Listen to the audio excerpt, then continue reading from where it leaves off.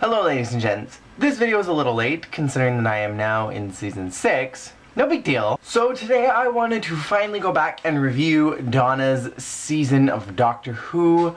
This particular season really just was not okay on so many levels. It hurt me on a very deep level that Doctor Who has not made me have emotions before, where I felt sad in certain episodes, but I never actually felt so hard for a companion in Doctor Who. And I've had feelings, you know, like a strong emotional attachment to television characters like in 24 and Lost. Like those shows really grabbed me and pulled me, but Doctor Who I feel like moves very fast and at a very quick rate, and you don't really get a lot of time with the characters. You only get so much of it, and for a character to really cling to me in a short amount of time and then to just totally break my heart and actually make me have physical tears. I have not cried at any movie in my 24 years of life. I have not shed physical tears over just about any character. Like, I've gotten sad and I've gotten, like, you know, a little misty-eyed, but I've never actually, like, tears just burst out of my face uncontrollably.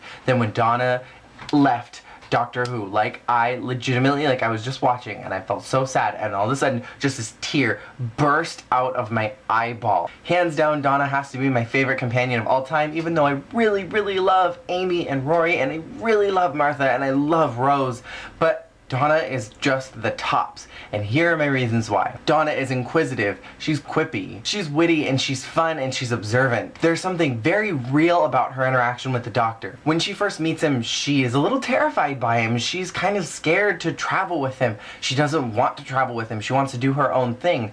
But after a while, she starts to realize that traveling with the Doctor could possibly be the coolest thing in the entire world, and no matter what the consequences were, she wanted to do it and she needed to do it. So she chased after him for a year to try to get a hold of him, to find a way to get back with him so that she could travel with him. And then when she actually was with him, she realized who he was and what he was capable of, and she was scared by that, but she also realized that he really desperately needed someone with him, and she decided to continue traveling with him because she realized how amazing it was to get to do those awesome adventures.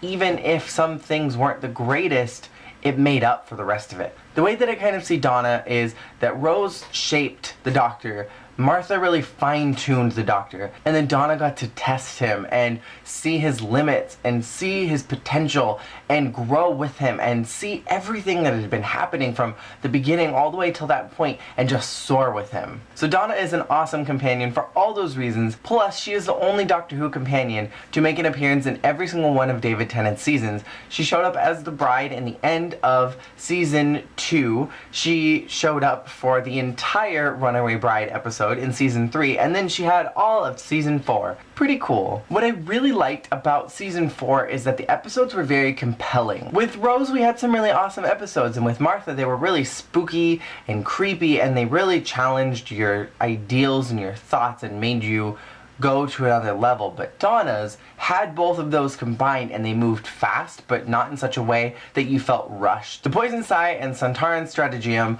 while they were a little bit boring at times, were very cool episodes. And that was probably the weakest pair of episodes in this entire season. We had the Titanic episode, which was not okay. We had the Doctor's Daughter, where we finally got another cool adventure with Martha. I was a little disappointed with Poison Sky, Santaran's Stratagem, because Martha wasn't really in the episode, but then we got the Doctor's Daughter, where she was, and while she was separated from the Doctor, she got to be that badass Martha Jones that I have wanted to see from her character since she debuted. And in that episode, Donna was so sassy and she was a badass. And in this episode, we had a lot of really deep and very sincere moments with the Doctor and Donna, where we learned a little bit about the Doctor's family and how they're not around anymore. And there was just something so genuine about the interactions that were happening in that episode, more genuine than I've seen with other companions in the Doctor. The Unicorn and the Wasp was a freaking fantastic episode. I love Agatha Christie. She's my favorite author, so seeing that episode and all the references that they made to different books that she's written, it just touched me right in the feels. And then finally, The Silence in the Library was very Martha Jones-like. It was very interesting, and I liked it so much. The reason why I say it was Martha Jones-like is that there was something a little creepy about it and a little strange and a little twisted, but there was something that was familiar about it, and I think that kind of encapsulates Martha's entire season, and to have that in one episode was really nice to kind of go back to that style. And then Midnight was just... Now after Donna, we also had The Waters of Mars, which was a crazy freaking episode, and I've said before in previous Doctor Who things and other videos that I love zombie stories, and so to get a mini zombie story on Mars, oh, it was just so good, and it was very sad. I wasn't ready for the ending. I knew it was going to be sad, I knew that everyone was going to die, but it was still just very depressing. And then we brought the Master back, which really didn't bother me as much as I thought it would. When I saw that the Master was coming back, I was pissed.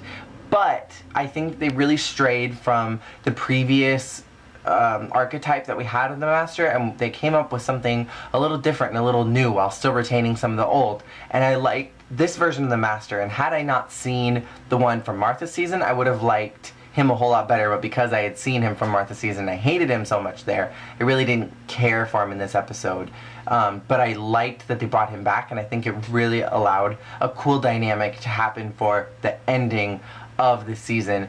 And then the final episode where they brought, or the final moments of that final episode where they brought everyone back was just really, really touching, and it made me happy that David Tennant got to go out with such a great ending, that they brought back the girl from the 1800s, that, you know, they brought back an old version of Rose so that the Doctor wasn't conflicting with time, and it made me sad, but then I kind of giggled because Rose again forgot her accent in the, you know. And then Martha was married to Mickey, which was strange, but whatever, I'll take it. And then Donna getting married, and that just made... I cried again. I had more tears that just burst out of my face, and I don't know where those tears came from. I literally just burst into tears, and then they were all gone after that.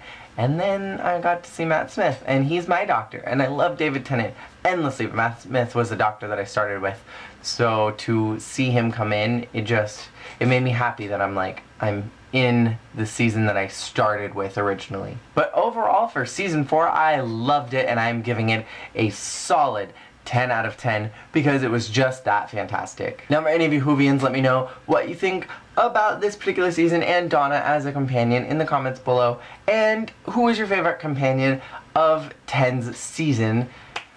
I will eventually be making a video for 11, considering that I have finished his first season. I probably should jump on that soon-ish. But that'll happen in the future. So subscribe for more stuff, and I will see you guys all again tomorrow. Peace out. Ichigimasu.